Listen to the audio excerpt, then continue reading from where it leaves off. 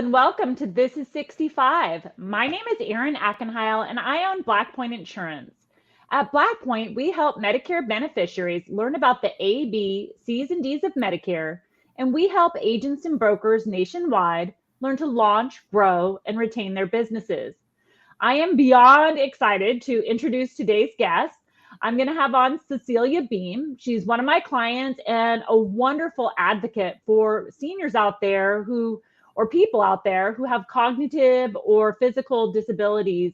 And she can help them along and help them in their journey to stay as happy, healthy, and really productive as possible. And she does this through dance and through her Just Move exercise program at San Francisco Ballet. Cecelia herself is a very accomplished dancer and instructor, and she takes this work on a journey of inspiration and really brings great things out into the community through the San Francisco Ballet special programs that she offered. So I am just so excited to introduce her and welcome Cecelia to the show. So Cecelia, welcome. How are you?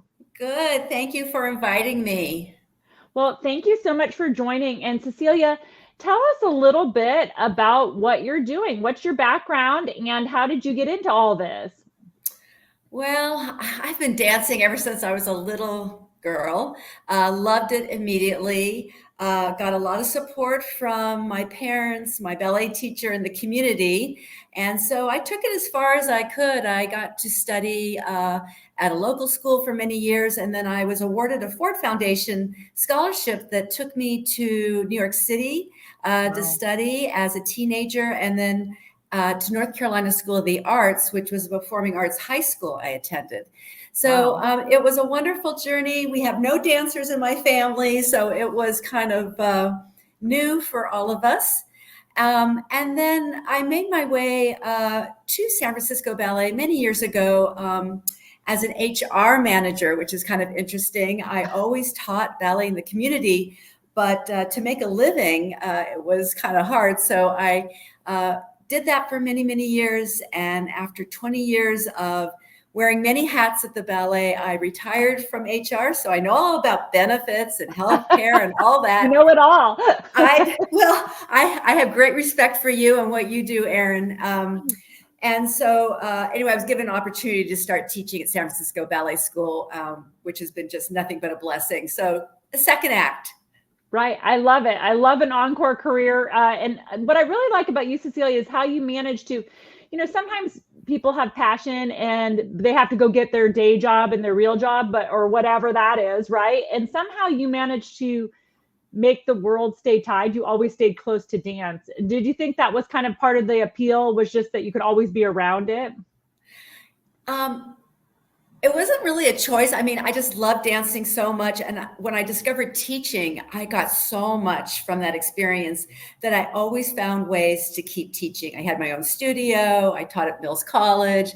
I taught in community dance programs. So it was just always there. And, it was funny, back in the long time ago, I would meet up with a lot of adult ballet students who started dancing late, and they were just so in love with the art form. They wanted to quit their jobs, leave their families, become dancers. I'd be like, you can do both. It's possible. Keep it in your life. It doesn't have to be 100% of your life, but keep it in your life. And then it's in your life, and you never know how it's going to roll back into your life, either small or big. And that's what I did. I just kept it in my life. And here I am at this stage, and it's 100% of my working professional life. And it's just been a blessing. So amazing. When you said you danced from a young child, was it always ballet, or did you try other forms as well? Or did you just have a passion immediately for ballet and you knew that was it? Times have changed. And when you were studying ballet, and I had a very serious ballet teacher, she came from the University of Utah. She had been trained with the Christiansens, who are the founders of San Francisco Ballet. And we were pretty narrow-minded about our dancing at the time. Right. And so we were just doing ballet technique. It wasn't until I kind of got into the bigger world that I realized that there was all these other forms of dance that could really inform my love of dance as well. Right. And you talk about, it's so funny because I feel like now people are, you know, trying a broad range of experiences, and you got just so passionate about ballet, and then you're teaching it to other people. And just like you said, people are like willing to, let me stop everything and do this. What is it? Like, what's the draw? What's bringing people in like that?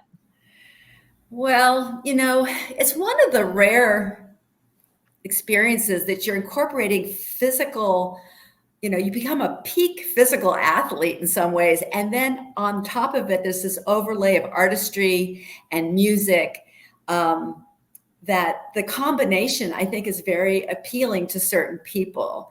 The other thing that's kind of appeals to certain people is the intentionality of classical ballet technique. It is so precise. And some people really take to that. You are repeating and repeating and repeating these exercises so that you have great control over your body, so that when a choreographer shows up and wants to work with you, you can do anything. That's Right. the goal. That's amazing. I mean, I just think that's just, it really strikes me, in a big way, that people are just get so really enthralled and bring such joy, and such just overarching change in their life from doing it, and I just wonder for you, I mean, dancer, teacher, HR person, how did everything transition to advocacy? What was your inspiration for working with older adults and people with cognitive and physical limitations? How did that come about? So when I retired from my day job, my HR job, I just happened to be at the right place at the right time, which was a rare event for me. I always felt like I was not at the right place at the right time, but I was. And our director at the time, Patrick Armand, who was running the ballet school's mother had Parkinson's. And so when the opportunity, the funding presented itself to grow a program or develop a program at San Francisco Ballet School, I was there ready. I was teaching adult ballet, and they knew that I'd actually also worked in healthcare prior to working at San Francisco Ballet. And so it kind of made sense for them to approach me and ask me if I'd be interested in doing this. Of course, I got training right away from Dance for PD, which has kind of established themselves as the prime training ground for this kind of work in Brooklyn. And so I went there 3 years in a row, got really good training, felt really confident, and started building this program at San Francisco Ballet School. And we started small. Kaiser gave us some seed money. We worked with some Kaiser neurologists. They help us kind of formulate the program. I very much wanted to incorporate ballet. We are a ballet school. We're a ballet company. I'm a ballet dancer, a ballet teacher. It's got to be ballet. Right. So we really folded that in. And then most recently, I went to Canada's National Ballet School and got wonderful training with their faculty on working with people with cognitive disabilities. And I did some training at this Baycrest Institute, which is just an amazing kind of research center that also has a hospital and also has residents. And I got to do some real hands-on training with people in memory care units. Yeah. So it's just amazing. Been a conglomeration of experiences. Cecelia, I was curious because, I mean, just the fact that it takes such extensive training, even though you have this deep background in dance, right? And then it took very extensive training to work with this new group of people, right? And you're doing this. What are you seeing? What are the outcomes? How is it helping people? There's been quite a bit of research, and anybody who's interested, I can give them all the research. It's pretty clear that movement is the medicine, particularly for people with Parkinson's. But I always kind of laugh when I say that, because movement is the medicine for all people. We all have to keep moving. So that has been very clear in lots of, peer review studies and all those kinds of things. The other thing that's kind of a little newer that I've been made aware of is sequencing. So sequencing is like learning a combination. If I give a dance combination, somehow sequencing is very helpful for people's brains to be able to try to remember the sequence and do Right. it. And in dancing, there's so much repetition that after a while, it really does become part of that. And then, of course, the aerobic part of it is very helpful to people with physical and cognitive disabilities. So there's tons of research, but I always emphasize the fact I am not a scientist. I'm not a doctor. I am a dance teacher. I'm an artist trying to bring art to people. And one of the things that I've heard from my students is I love coming here because it's not like going to physical therapy. It's not do 10 of this and do 10 of this. And now we're going to do this. It has music, it has art, it has expression. It's a different experience. Right. This is such a great conversation because I was just thinking about it. It's kind of like when you're in school and you're a child and you're learning math or whatever, and you go to class and it's just so boring. But then there's somebody who brings it to life, puts it to a song, puts it to a different kind of rhythm and makes it fun and joyous. And it seems to me that that's basically what you're doing for these individuals, right? You're bringing joy to their life and you're helping their mind and their body to get better and get progression like they need, right? From a health standpoint, but you're doing it a fun way. They're having actually a good time, which is amazing. I love it. So absolutely. We really do try to have fun. If we're not laughing, something's wrong. We also try to build community. Many of these folks do become very isolated. And sometimes the only time they go out is go to doctor's appointments. So we really try to have a little community that stays after class so they get to know each other a little bit. We have cookies. We have a good time. There's got to be cookies, right? That's always the way. Got to do it. So. Yeah. Well, describing, a little bit for me how the program has evolved, right? Because I think you started out with, the director wanting something because his mom had Parkinson's. You brought in some classes there. You've done some extensive training. Talk a little bit about all the classes you're offering today, because it's pretty broad, and how that's evolved and how you've been a big part of that. Well, for this audience, I want to also mention that San Francisco Ballet School has been offering gentle ballet for quite a while now. And that's the kind of ballet class for older adults who want to do ballet class, a traditional ballet class, but they don't want it to be, they don't want to hurt themselves. Right. So we I hear you. we modify it so that you get a real ballet class. And that's been on Zoom since the pandemic. I enjoy working on Zoom. My apartment lends itself to a Zoom class. So I've been teaching that class for quite a while. We have a very dedicated group of people. We also kind of stay after class and look at some videos together and talk about how ballet technique, you can see it when you're watching ballet, because these mostly are people who attend the ballet. So it's a nice kind of pairing for them. We also have adult ballet classes where I've got a wide range of ages in those adult ballet classes, both in the studio and on Zoom.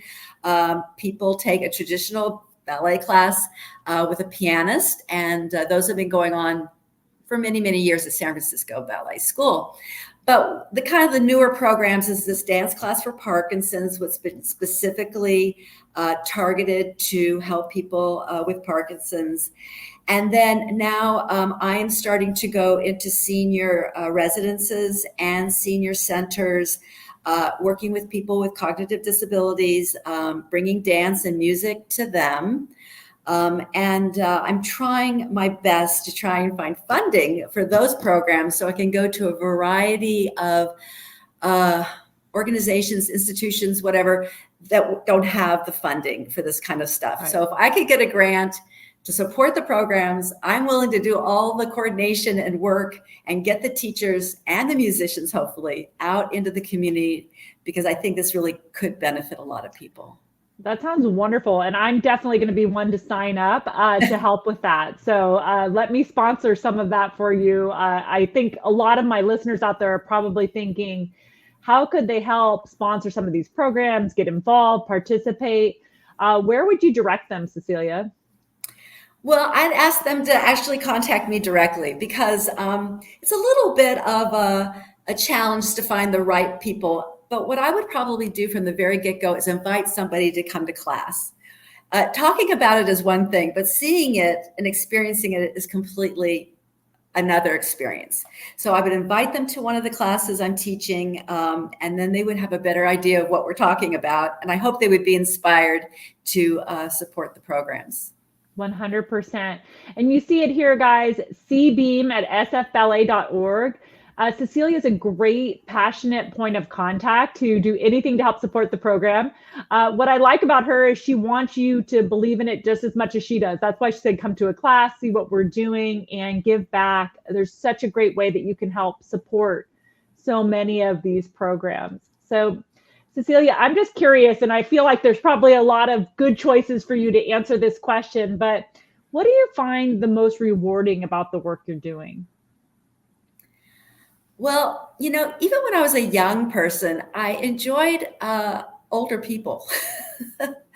And I remember I shortly had a job as a volunteer coordinator at the California Academy of Sciences years ago. And most of the volunteers there were older. And I kind of had this thing that I really enjoyed their company. I enjoyed their stories. I enjoyed hanging out with them. And then I became a caregiver for my parents later in life. And so I think what I like best about this work is the people. And so I make my best efforts, especially for people with cognitive, challenges, to look them in the eye, tell them my name, ask them their name, ask them if they've ever studied dance, those kinds of things, and to make that touch point. In the bigger classes, I've gotten to know some lovely people. It's been nothing but a joy for me. It's so wonderful. I love the work you're doing and the passion you bring and just being a good person and combining it with what you love and bringing it to the masses. I love it. So I guess I think when you probably started on this journey, I mean, you've been touching dance all your life because you're passionate and joy. And I think when you started this journey, you just kind of right place, right time, finally did it, right? But I guess the question that I would have is, what was your biggest surprise or learning from this new chapter? If you were to say, gosh, that really took me aback, what would you say? I guess I would say, having spent, 99% of my dancing career doing ballet technique, which is so exacting. So precise. And so precise. And honestly, when I'm in my ballet classes, I kind of take on the persona of a drill sergeant. Everything's got to be. So this experience is completely different. And it turns out to be the most creative thing I've ever done in dance, because I can't rely on the many years of teaching ballet technique. I do a little bit, of course. All work there, right? No, it has to be much more creative. It has to be much more choreographic, more artistic in a lot of ways. So it's really challenged my choreographic skills and my artistic skills, which I love because it is fun and it's different from teaching straight ballet technique. Yeah, I love it. I love every part of this. So, well, you sound like a busy lady, right? Years of dance, doing classes, going out and doing advocacy, taking your show on the road to the senior centers and groups. So when you're not dancing, what do we find you doing? Oh, that's always a good question because I was I love walking San Francisco. I'm a big walker. I walked the West Highland Way in Scotland recently, which is a 100-mile walk. And I went with a girlfriend. We had a great time. How long did that take you to walk 100 miles? It's not that long, actually. It's about 8 days. It's like 10 miles a day or 12 miles a day. Just 8 days of walking. It's perfect. And it's my favorite way to kind of travel now, because you go to smaller villages, you're actually tired and hungry at the end of the day. And so you have your big meal and you go to sleep and you wake up and you do it all again. So I'm trying to find other big paths that aren't too crazy. On that West Highland Way path, there was one section that was wild. There was a lot of scrambling, and I'm not much of a scrambler. But other than that, it was beautiful. We got to see the little jumping sheep and the cows, those great That does Highland sound cows. gorgeous. It was Yeah. really beautiful. Anyway, that's what I like to do. I like to walk. I love eating in restaurants in San Francisco. It's good that you're active. A lot of nice friends that I enjoy their company. I'm just at a really time in my life. I'm just so happy. I tell people, they're like, how are you doing? I'm like, I don't know. I'm so happy. I love where I live. I love what I do. I have a lovely dog I spend time with. I'm just at a good place. So most importantly, what's your dog's name? Agree. His name is Oso. I adopted him from a Spanish-speaking family. I didn't want to confuse him anymore. So he kept his name, and he is this interesting dog. He is a Chow mix. Oh, I wow. had no idea that Chow Chows had this kind of problematic background behavioral issues. I brought him the first day to the vet, and they're like, "Oh, that's a Chow mix." I'm like, "Oh, okay, great." They're like, "We're professional, people that go to court, and mostly it involves chows." I was like, "Oh, great!" You're like, "Oh, what have I done?" But he has caused no trouble in my life. He's been nothing but a lovely companion, and he's really handsome. He's really good. Well, and these are important things. So, when I think about it, I mean, you've done so much, and you're just at a point where your joy just comes through over the phone, your passion for what you're doing, and you're living your best life. You're doing great out there. And I just think, what do you see if you were to look ahead? What's next for you? Are you going to keep on doing more of the same? Is there more things that you have on your goals list? What are you thinking? Well, I do feel like, I'm inching forward in life, and I'm physically feeling pretty good. If I am going to do some travel, this is the time to do it. I don't want to wait too much longer to start doing a little bit more traveling. So that's definitely on the horizon. Honestly, maybe this is my HR background coming out. I am strategically trying to find ways I can keep moving and dancing. So if my body holds up, I would like to do this until my legs fall off. So I hope I can keep I'm doing here to it. say I hope that doesn't happen. I hope that doesn't happen, but I think I can go quite a distance with this. And maybe the ballet technique stuff will at a certain point be more and more difficult for me, but I feel like this other work I do has some longevity to it. So I'm hoping to do it. You were amazing. I love this, every bit of it. So think back. I mean, I want you to reflect for a bit. I mean, once you get to be a certain age, right? You've had a lot of life experiences. You've seen a lot, as you said, a long, long time ago on a bunch of topics, right? Reflect back for a bit. Go and look back to maybe your 25-year-old self and say, if you can look back to her and give her a bit of advice, what would you say? I've thought about this because I work at a ballet school and I see a lot of very young dancers. Being a ballet dancer is pretty competitive. It's a funnel. Very few people get to where they want to be with it. So I had wished that somebody had sat me down at a young age and explained to me that there is this whole wide world of dance. Because like I said, this is typical of the time. I was very narrow, right? Yeah, in my kind of understanding of what was available to me or what I would do. I was very like, if I'm not doing that, I'm not going to do it. I'm either in or I'm out, right? Right. And that's it. So I wish somebody had sat me down that knew a lot about what was available out there and told me, Cecelia, you love dancing. Obviously, you have some talent. Think about this. Consider this. There's so many directions your dance could take you, and it has, right? So ultimately, but not when I was in my 20s. Not in my 20s. I was so disappointed that this one specific thing didn't happen, and I thought, well, that was it, and that was unfortunate. I wish I had been counseled a little better. Absolutely. That's such great advice. So all you young dancers out there that are feeling that there's just a one track, Cecilia's here to tell you there's a broad track. And you're dancing because you're passionate and you love it, not just to have that one specific end, I guess, type of thing, or a specific outcome. Well, you were amazing, Cecelia. I love everything about you.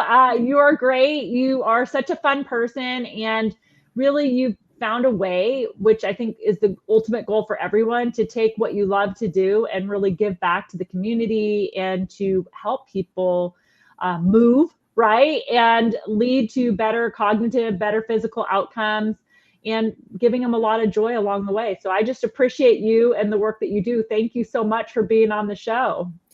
Thank you, Erin. And I appreciate you, because when I needed help, you were there for me.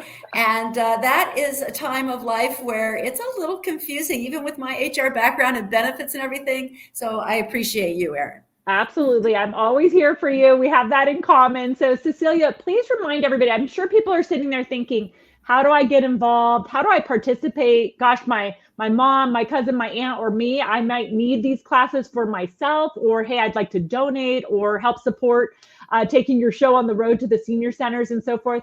Please remind everybody how they are going to go about doing that. Please contact me directly. I would love to chat with you about all the different activities we are having for older adults and others at San Francisco Ballet School. And I think the best thing is email me at cbeam@sfballet.org, and we can either have a conversation or an email exchange, so I know what your interests are and I can get you to the right people. Cecelia, you're the best. Thank you for all your work and advocacy. Have a fantastic day. It was great to get everybody to meet you and get to know you a little bit better like I do. So thank you so much, Cecelia. Thank you, Erin.